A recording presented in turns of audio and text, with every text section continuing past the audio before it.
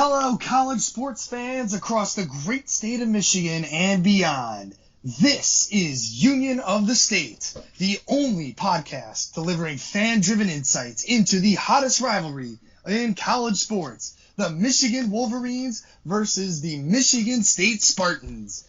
This is the episode that we started this podcast for. It's all eyes on Michigan for the 114th battle for the Paul Bunyan Trophy. Headed to East Lansing, Michigan. Just some of the big names to be coming into town. College Game Day, Fox Big Noon, hey, even Barstool Sports. They're all coming in to East Lansing, Michigan to check out two top 10 ranked teams. It's the first meeting since 1964 that both of these teams are ranked in the top 10. That's when my mama was born, Rick. I can't believe it. And it's also the first meeting between these two teams, meeting with a record of 7-0 or better. I'm Chicago Joe. I'm the Michigan Wolverines fan. I'm fired up. Rick, how you feeling this rivalry weekend? I'm feeling good, Joe. And you know what? I just got really amped up there with that intro. This is a big matchup. We couldn't have dreamt that this is, where we'd be 7 games in. Both teams, top 10, 7-0. Getting ready for the ultimate showdown. But of course, to get to that 7-0 point, Michigan had to seal the deal against a Northwestern Wildcat squad who tried to make it ugly there in the first. So with that, we'll segue into the recap of the Michigan game last week, which my man Chicago Joe was at in the Big House for. Yeah, my first game of the season going to actually see the Wolverines in person. The game was, as I predicted in the last episode, a little bit boring. A little bit of a stinker going to see it in person. Nonetheless, still fun. But I think as everybody sort of expected, Harbaugh doing what Harbaugh does, if he believes that your team isn't good enough for him to open up the full playbook, he's simply not going to do that. And this team was very, very persuasive in terms of what they wanted to do in all 4 quarters of the game, which was run the ball. And honestly, I'm starting to piece together some very disturbing trends that I've seen from Harbaugh over his entire tenure here at Michigan. And that's that Michigan does tend to play down to their competition. In the last episode, you know that I called out the Washington game as sort of a bellwether for how this game was going to play out. Lots of running, a lot of passes behind the line of scrimmage, out to the flat, short passes. Basically, playing it conservative was going to be the way that they went about it. And that's certainly what they did. I think in a way, the statistics from this game are a little misleading. They sort of belie what actually happened. If you look at Cade McNamara's stats, he went 20 for 27, which sounds like he was extremely efficient. And on paper, he was. But he only threw for 129 yards. No. This game was, as everybody predicted, Corum and Haskins, the running backs game, was theirs for them to take. Throughout the game, both of them were able to rack up a lot of yards on the ground. They absolutely were able to do what everybody expected them to do, which was dominate the Wildcats offensively, on the ground, by land, not by air. And at least for me, in the first half, watching the game in person, it's as I mentioned, a lot of disturbing trends that are becoming all too common with Michigan under the Harbaugh, sort of administration, if you will. And those are that he is very arrogant, and that I don't understand. Rick, maybe you can explain to me, if he is going to simply choose to play, if he's going to open up a playbook that I've seen 8th grade offenses run more complicated schemes against D1 schools, D1 Power 5 schools. I mean, the Wildcats are still 3-4. This isn't like the UConn football team here. I mean, this is still the Wildcats. If they are really going to call this simplistic type stuff, I understand. They certainly don't want to give Michigan State too much to prepare for, only a week out from the game. But as a fan of the game, it almost seems disrespectful to me that we don't put our guys in a spot to, play a real football game. I mean, it's just some really basic stuff. Am I being a little dramatic here? Can you tell me that, Rick?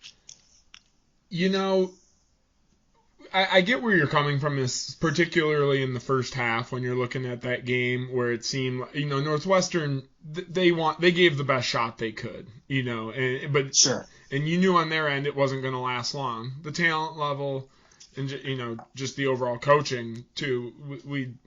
We always talk about how much we like Pat Fitzgerald. This is just not one of his best teams, and he needs more time with them. On the other side, you got the very well coached and almost business-like, Wolverines in that game. And they knew that come third quarter, and as it was getting late in the second, a Haskins run where he carries the whole pile and, pretty much Right. two teams on his back for 10 yards. It was just a matter before that broke him down. And in the third, and then once it did, it was every handoff was basically, a 15-yard run or gashing them for some big touchdowns late. So, ultimately, you like to see it when it's, quote unquote, not working. You'd like to see him get maybe a little bit more aggressive in the first half because this is a Northwestern Wildcats team that needs to play a perfect game to compete against Michigan. So, take a couple risks maybe in that one. And then, like Harbaugh clearly knew, in the third and in the fourth quarter, you will be running all over them. Their D-line will have nothing left. Their linebackers will have nothing left. And, ultimately, the Michigan pile is just pushing them all over and, across the field. So I get where you're coming from with that. And, I hope at least you got some excitement from some of those second half scores where they were able to get some action in. But I get what you're saying from the first half. Do you think it is what was the word you just used there? It's arrogance. Arrogance, yeah. I think on the one hand, it's like, yes, this is how good teams are supposed to play. They stick to their game plan. They still look poised because this is the offense that they've run for the majority of the season. And there's definitely, something to be said for a team that can go in there and affect its game plan. But on the other hand, when you play down to your competition, and this is something we saw against Rutgers in the second half too, right? They had a nice first half lead, and you could just see them offensively decide to shut down and go into what they were doing the whole game against Northwestern, which is just run the ball in many different ways and throw a lot of short passes, often behind the line of scrimmage. Because when you do that, then all of a sudden you could open yourselves to a freak kind of game. And a freak kind of play did happen in the first half. Northwestern busts out, I think it was like a 75-yard run. And all of a sudden, after settling for 3 points on Michigan's previous possession, it's like now the score is only 10-7 going into halftime. And in Rutgers, they did the same thing. They didn't score at all in the second half. So they don't pass the eye test for me when they do stuff like this. When they play like they did against Wisconsin and just absolutely had their foot on their necks the whole time, that's when Michigan looks like a top 10 team to me.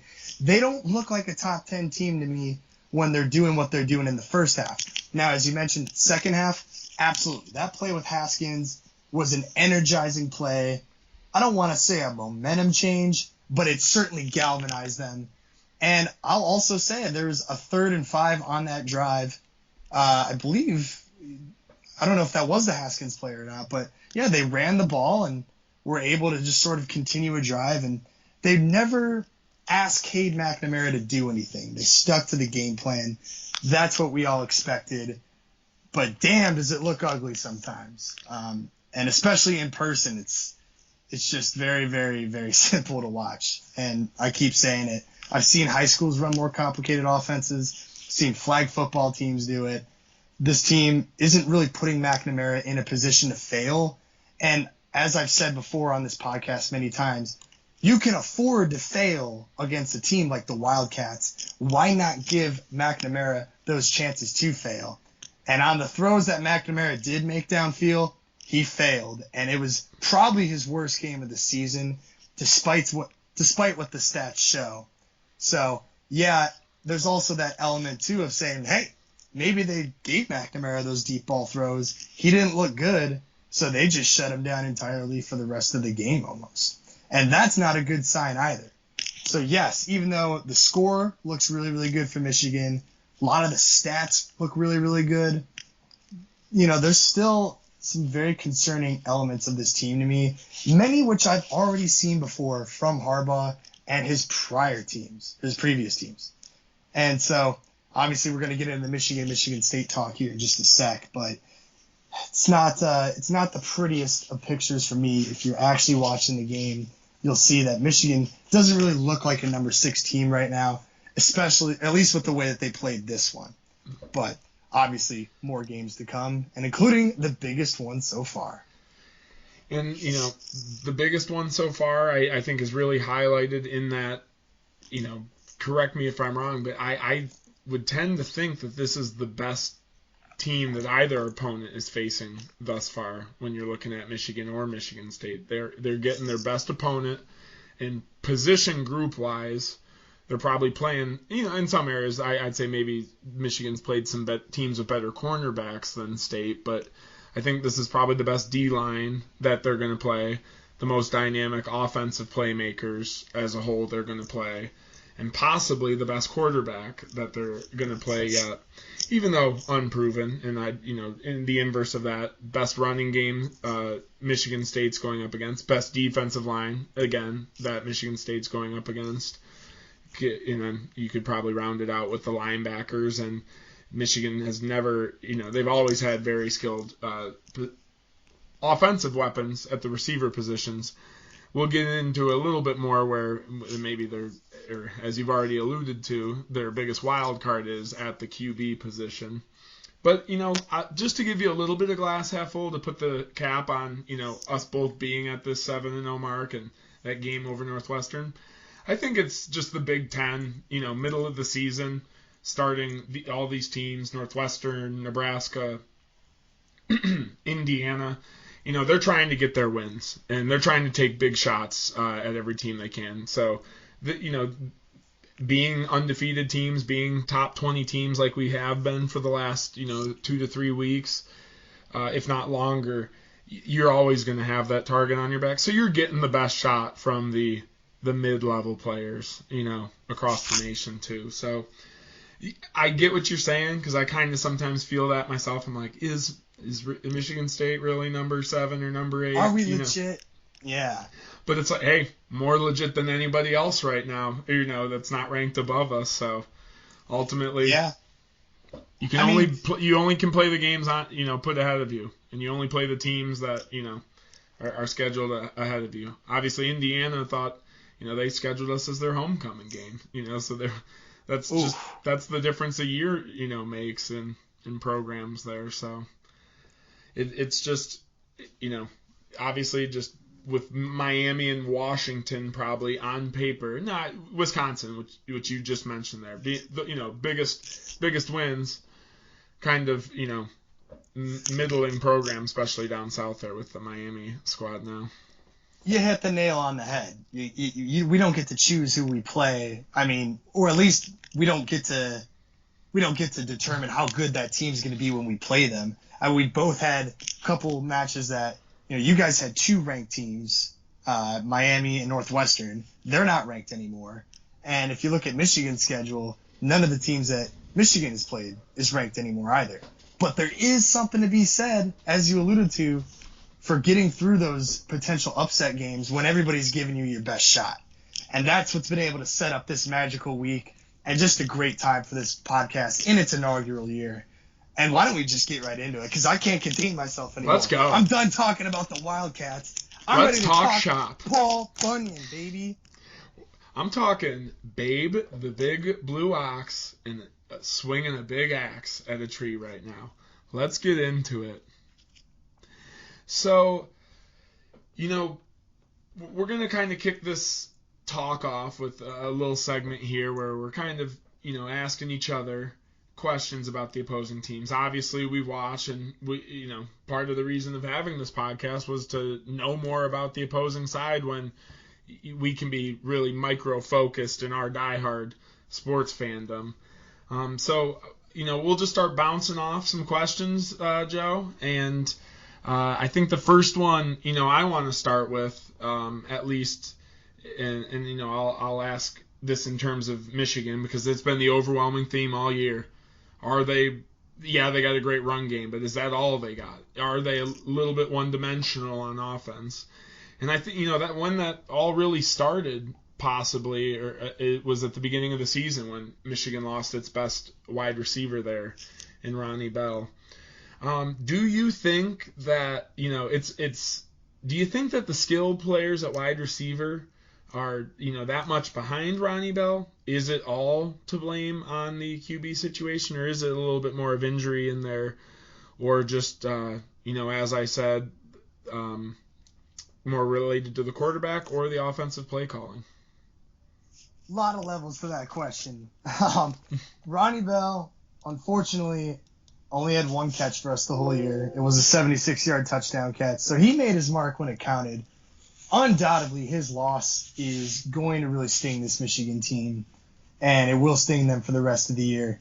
In this game in particular, these are, again, two teams that traditionally are always known for having slugfests where they beat the crap out of each other. And I think in this instance that will bode well for the Wolverines offense because they are so run heavy. Now, have we seen flashes of the passing attack of Michigan? Absolutely. Yes, we have seen passing flashes from this team.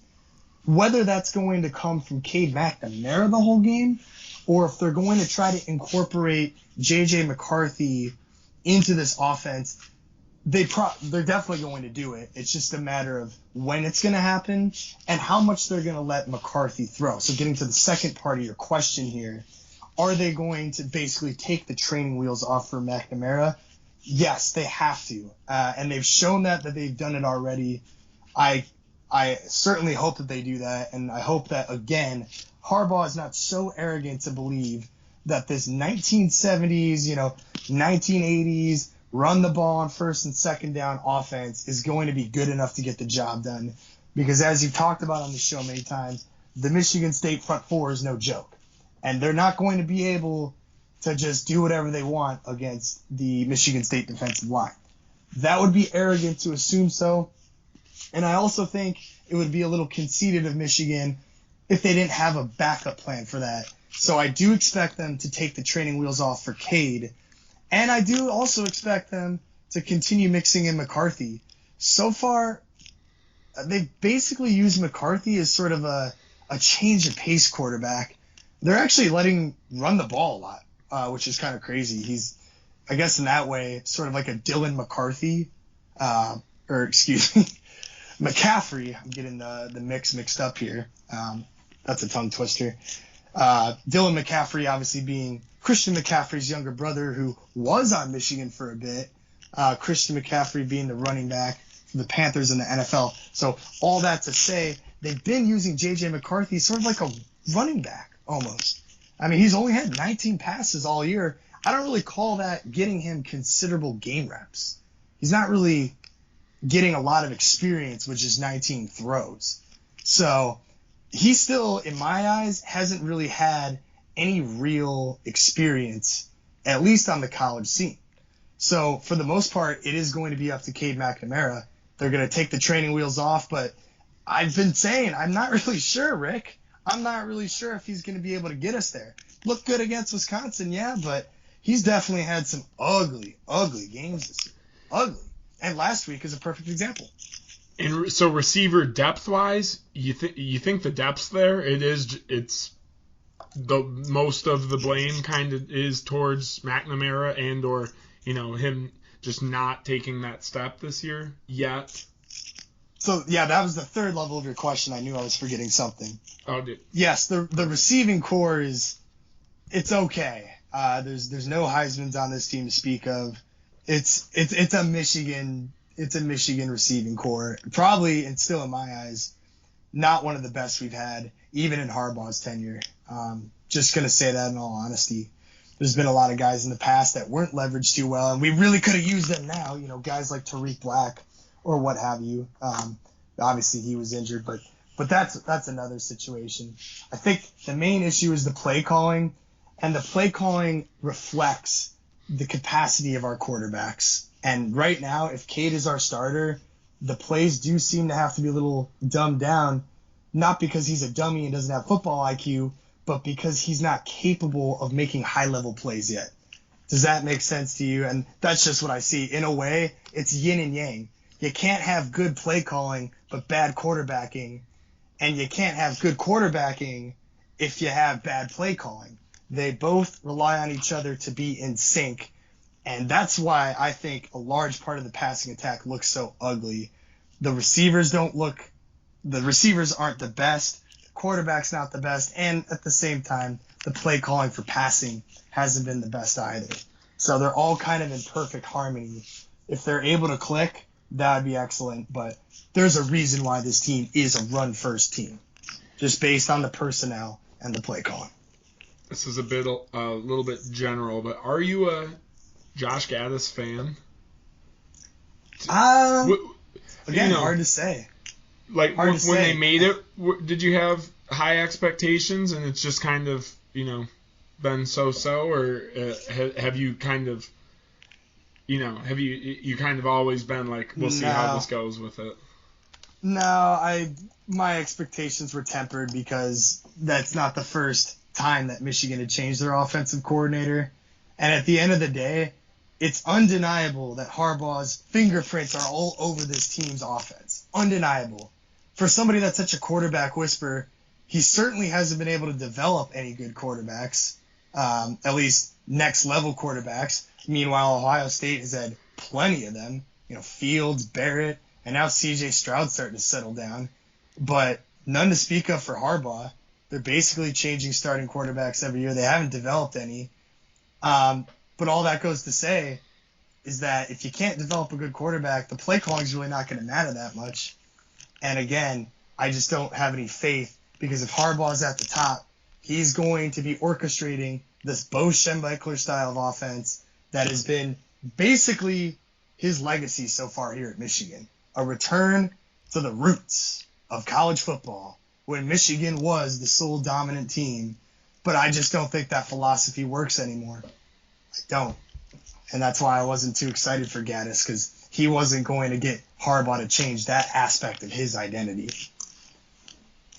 So, sorry to end that on a negative term. All this goes to say, I actually think Michigan's going to win this game, but we'll get to that later. Even though I've been talking a lot of trash so far, it's because of how passionate I am. I'm more ready to talk about what's wrong than what's going right, which is definitely a 7-0 team problem. You know what I mean? So, what do you think I think obviously it's going to be the run game there offensively. What do you think defensively is the biggest strength of this team going into Week 8? I would say absolutely that the biggest strength for Michigan's defense is being able to stop the run. They've been very, very, very good at that so far this year. And that is part of the reason why I think Michigan will be able to pull this game out. Because if they can shut down the run game of Michigan State and force them to rely on the passing game, not to say that Michigan State's quarterback can't do it. I'm not saying that at all. But Michigan State has been very reliant on the big play thus far. And shutting down the run game is a huge step towards limiting the offensive capabilities of the Spartans. And without a doubt, if they're able to stop the run and limit big plays in general, I think Michigan's defense is going to have a pretty good game against Michigan State. That's going to be the key to the game for me. I don't think it's going to be the offense. I think it's going to be Michigan's defense. Can they shut down the Spartans from doing their game plan and what they want to do? And then from there, it's just going to be standard Michigan style of, are they going to be able to move the ball, not turn it over, and when they need big plays, will the run game work? Those are going to be some of the biggest keys for me in this game. But I've been talking a lot so far. I'm ready to throw it back to you. Come at me. All right, let's see what you got. Because I also think Michigan State is going to win this week, but we'll get into that later. This wouldn't be an appropriate podcast if either of us thought the other person's team was going to win. I think this is kind of a coin toss kind of game. You're going to see on College Game Day, a lot of people don't know which way this one's going to go. So let's just start it off with you. Mm-hmm. What is Michigan State's biggest strength? And then turn it over to your biggest weakness. What is Michigan State's biggest weakness or concerns that you have headed into this one? I think Michigan State's biggest strengths, not to focus just yet on a position group, but just overall, is the energy that they play with and have been playing with this year. They've really been, whether it's getting out to quick starts with big offensive plays on special teams and or, the couple of handoffs in a row or flea flickers, to start games off to really get on the board. And it's that ability to get that momentum going based off that energy and then keep making big plays offensively and defensively. That their attitude that they have when they play, unlike past teams, when things are not going their way, they tend to be like Teflon a little bit and shut off the bad and get back in position to make good plays. We've seen that with certain offensive moving the ball down on Michigan State's defense, and then when you get in the red zone, it gets a lot harder to move the ball. And, particularly in this game, I'm, going to be looking for them when they get there to really tighten up the run game and force McNamara to make some plays with his arm when they're in the red zone, because they don't have the best, defensive back group, but they're led by Xavier Henderson, who probably is the best overall defender on the Michigan State team, number 3 at safety, 4-year starter. So it's really just that energy that some of these elite playmakers, bring to the game that I think is really just contagious throughout the, both sides of the ball there. Biggest concern, on the other hand, is that they like the energy that too many of these guys are bringing, and we're going to see this platoon-style O-line again, because as you alluded to, stopping the run is going to be the biggest thing Michigan can do against Michigan State. Obviously, vice versa, for Michigan definitely. State. But, we're looking at Kenneth Walker, who's currently the top-rated running back, on PFF rankings. He's mocked as, the highest or top 3 running backs coming off draft boards this year. So, when you got that elite playmaker there, like having 2 of them that Michigan has, you're focused in on that guy or those guys.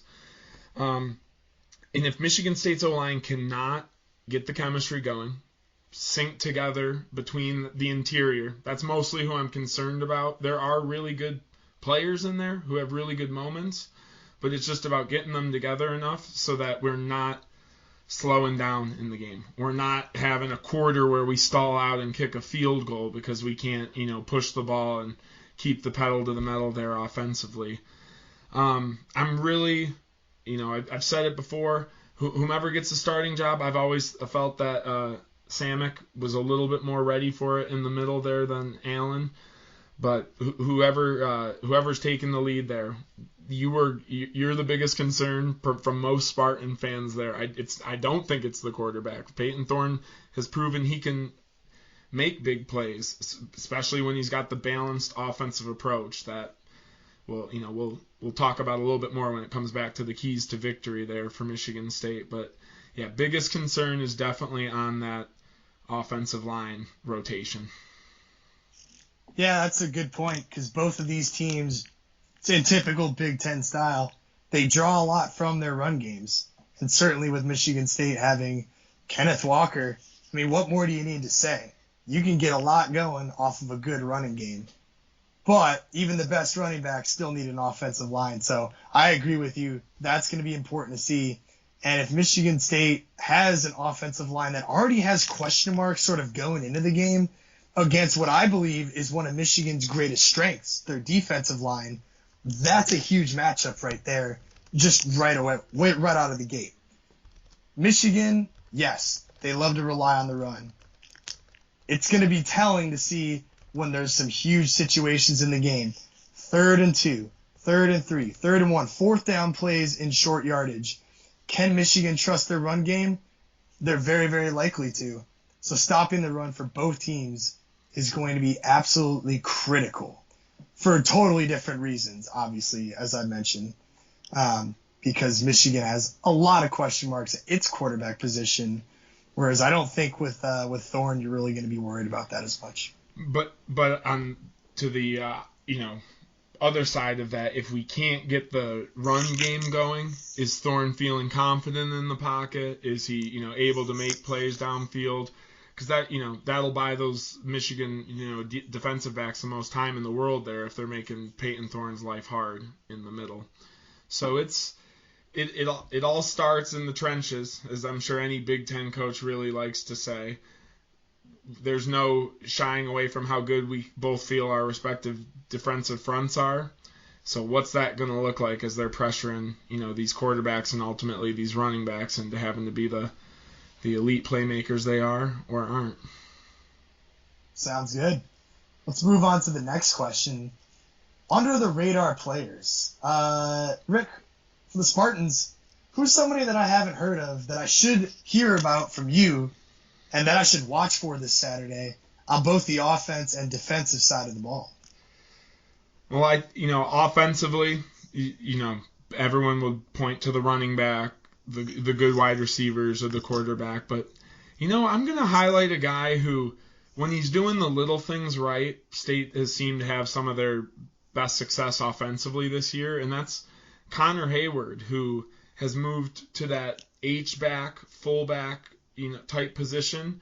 He's gotten out there and made a highlight catch in the Nebraska game where he caught the ball basically on top of the guy in the air and then shoulder trucked another dude as he was rumbling into the 10-yard line. I think with this Michigan front coming at him and the defensive looks they're going to get, him blocking for the quarterback is going to be huge. Him blocking for Kenneth Walker is going to be big. And, not to harp on the game last year around Halloween time, but he did have 2 touchdowns receiving touchdowns in the game last season. So will they get him as that little option if some of the big plays aren't there right away? Defensively, kind of all year I've highlighted guys like Jacob Panashuk and Henderson on the last question there. But I think defensively, Angelo Gross. If you haven't heard the name, he's number 15 for Michigan State, plays the slot, nickel-type cornerback, free safety role, and he just loves to hit people. He was a part of that last class that D'Antonio had, started all games as a true freshman last season for Mel Tucker, and at the time it was more of a corner role, and now he's settled in more at that free safety spot.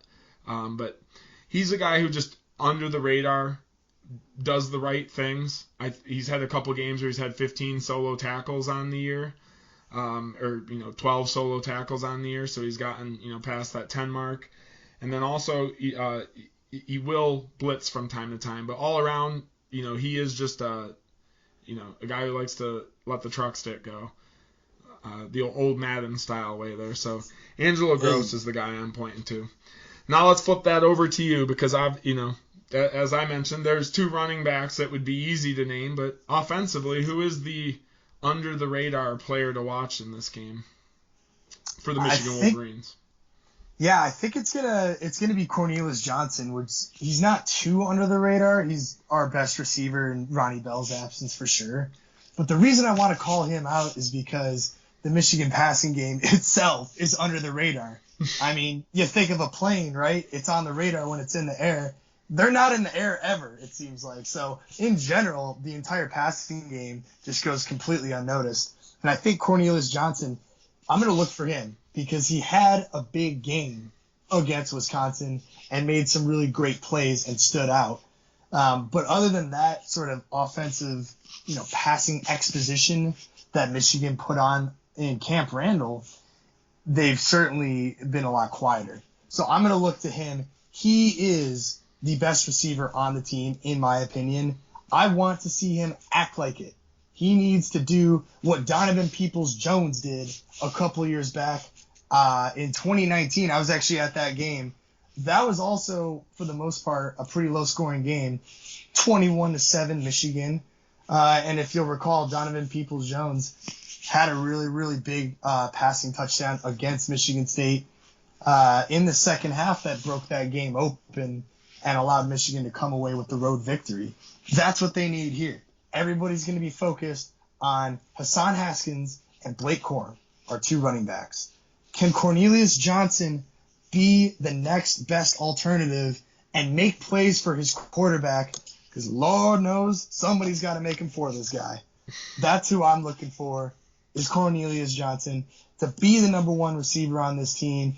Nothing will get you more love from the Michigan fan base than having a great game against the Spartans. So that's going to be who I'm going with, Cornelius Johnson on offense. Now, and on the defense, script. On this Michigan defense, who do you have? Flipping the script. This one I'm not sure about. Obviously, Aiden Hutchinson, he's been with this team for a long time. He's been making some headlines in the news with his comments on the rivalry. Nothing too crazy, but he's been here. He's seen, I think it was Taco Charlton scuffing up the Spartans logo at midfield 2 years ago. He's seen some crazy plays. David Ojabo, the other guy, like Hutchinson on our defense, also has 5 sacks. So those guys are sort of at the top for me. But you know who doesn't get any love is my man Josh Ross. He's a linebacker who leads the team in tackles with 44. Nobody talks about him like they talk about Hutchinson or like they talk about Ojabo. You know, Ojabo's the kind of the fumble king. He forces the fumbles. He gets the fumbles. And Hutchinson gets a bunch of sacks. But Josh Ross is the tackle master. This game isn't going to be, I think, as dynamic and as explosive as some other rivalry matchups would be, you know, namely like Texas, Oklahoma, you know, in other parts of the country. This game's going to be gritty. It's going to be one in the trenches, and it's going to be one with secure tackling. And Josh Ross has been very good at that throughout this season. So I'd look to him to be able to make some great tackles. Nothing arm, nothing cute. This game's going to be gritty. It's going to be hard fought. Look for Josh Ross to make his presence felt in both the running and the passing games. So those are my 2 guys to watch out for that are flying under the radar. Well, there we go. Yeah, it's always fun to get that, under the radar guys to look at, just because everyone's always talking about the big dogs there, but we're trying to take that next level diehard fan look at who we're looking to do all the little things right on game day. And the biggest college game day, big noon kickoff, and Barstool game day. I'm not sure what they go by, but hey, the trifecta's in town. So we're going to need everyone playing at the peak level here. And with that, let's get into our keys to victory for each of our teams. What these teams are going to have to do to reach that ceiling and ultimately allow one of them to move on to 8-0. You want me to lead us off here? Might as well. Let's hear it, Rick. Well, Keys to the game. As I alluded to, first and foremost, key for Michigan State is figuring out that offensive line and allowing the quarterback and the running back to have a balanced attack there. This is going to be one of the better overall defenses, probably the best forefront four up front for Michigan there, best linebacking group, and then as you get into the DBs, best overall averaged defense. Are you going to be able to compete for 4 quarters with them? I don't want to see any breaks there, and offensively, looking for half a quarter like we, have no idea what we're doing or content with playing the defensive Big Ten battle there. And, allowing Bryce Behringer, our elite punter, to, just flip the field on them. So it's really going to be, looking for that chemistry on the O-line to ultimately allow the offense to attack with both facets of the game, the pass and the rush game. I think, secondly, the keys to the game are keeping Haskins and Corum to, the lower level of one of their, average games. They're going to get theirs. I'm kind of one of those, believers that one of them's going to have a pretty good game and one of them's probably going to do well, have a couple good moments, but it's just about keeping those moments to happen, as few times as possible throughout the overall game. Don't let them build up the momentum. Don't let Haskins push the pile for 10 yards and get up flexing on you. You know, ultimately, this will be at the Spartan Stadium here, so they'll at least have, you know, that fan push behind them. But I do think you can't let the running backs get off to too hot of a start, because they'll carry that momentum with them, and then when you're focused on the rushing game, that's maybe where McNamara will get the pressure off him a little bit to be able to open it up. So you gotta, you know, bend don't break is a expression that Mel Tucker likes to use for his teams. I expect that defensive line to, you know, be trying to push the offensive line back, you know, all game long, not getting tired there. And then I guess a third key to the game is going to be the special teams / turnover battle. Right now they're rumoring the weather's going to be, or not rumoring, but they're forecasting the weather's going to be around raining until about 8 a.m. that morning, all through the night before, with winds throughout the day at around 10 to 15 miles per hour. Don't think that's really too much to affect the passing games here.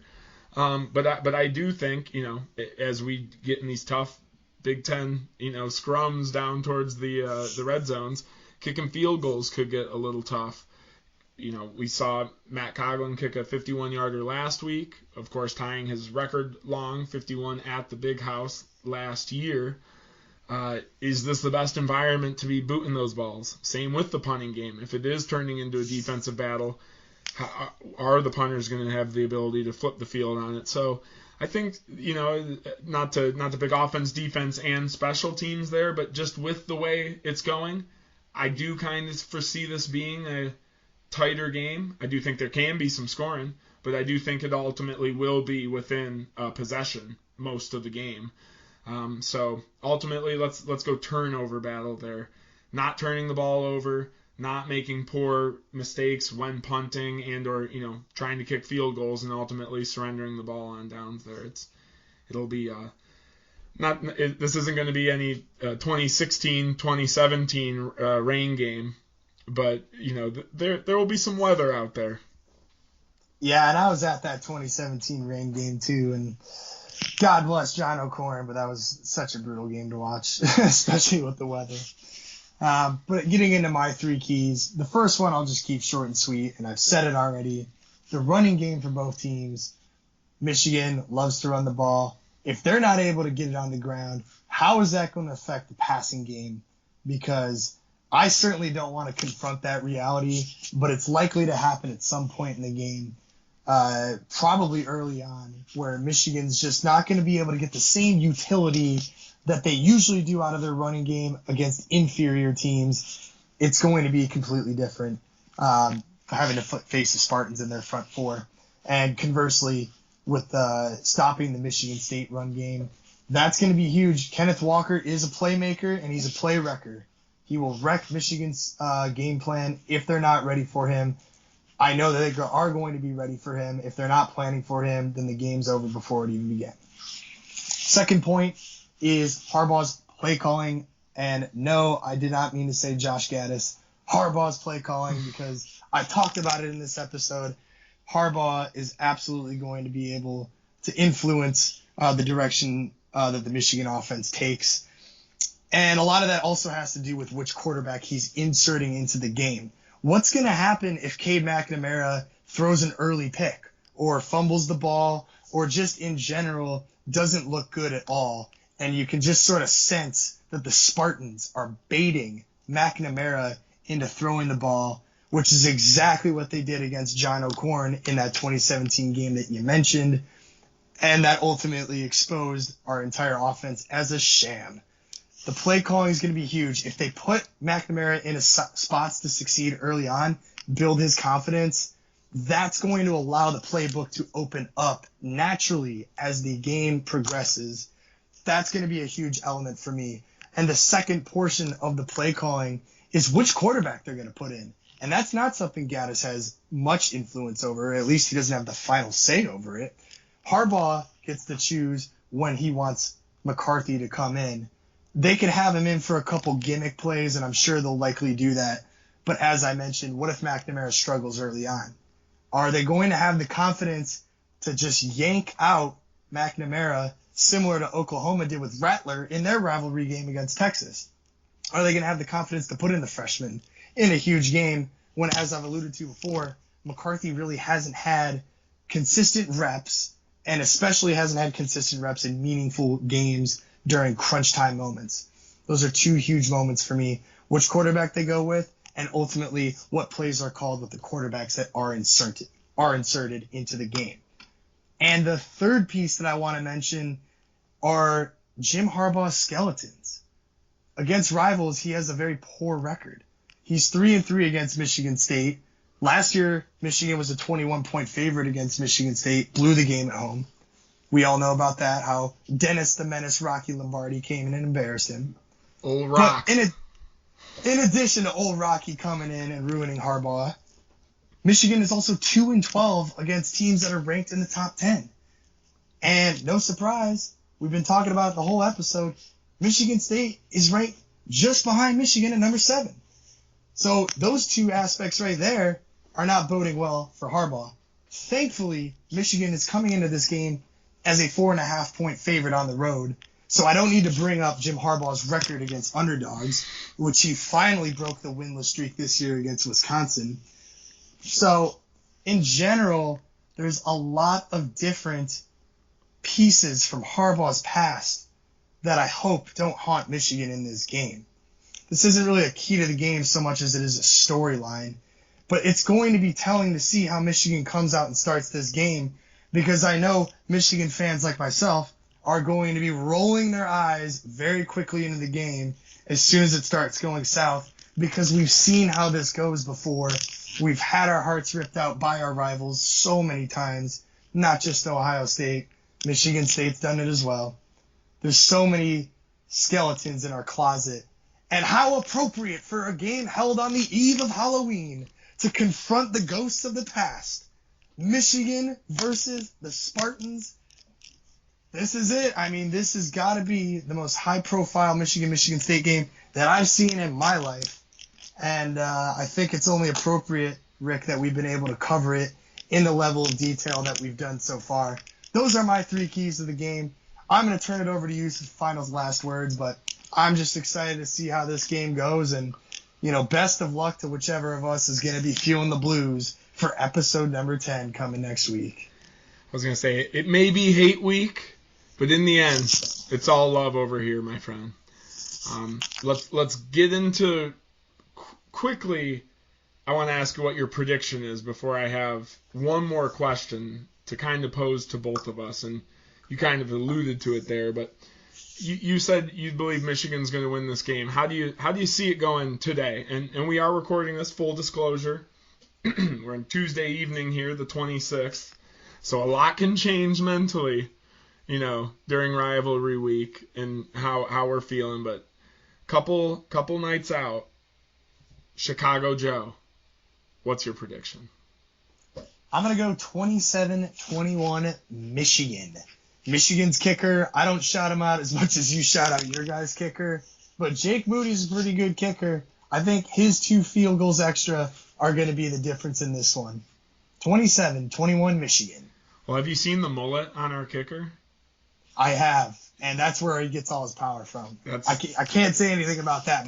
Moody doesn't have that, but he's still got a big boot of his own. So it's primarily about the mullet over there for number 4, but now that being said, dude, I'm trying not to get stuck on 27-24, but I'm gonna go with, I think we're gonna have an odd 30-27 score here on the game. Could come down to a final kick. Heck, it could even be overtime. I tend to see it being close where I'm at right now. I do think there's a chance that obviously either one of these teams with the running backs they got, if they're hitting, on all cylinders, I could see it being a 2-score game. But I tend to be within the 6, under a touchdown at about 3-point difference. Call it a field goal. An odd, touchdown ahead, or a late touchdown, but I think this one will, be a battle to about 4 p.m. there.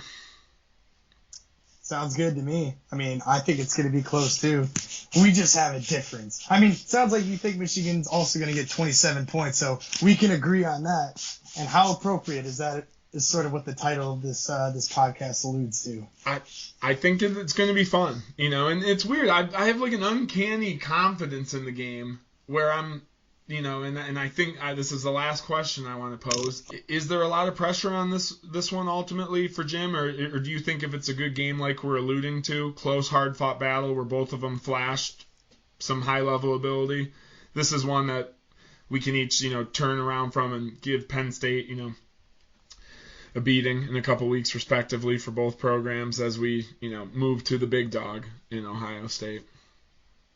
Yeah, there's definitely pressure because with all the eyes and the whole nation watching this game, it's just going to be so easy if Harbaugh loses to sort of resort to those same old storylines that I brought up as my third key, where it's like he can't beat rivals, he can't beat top 10 teams, and as a result, Michigan will never be ready to take the next step.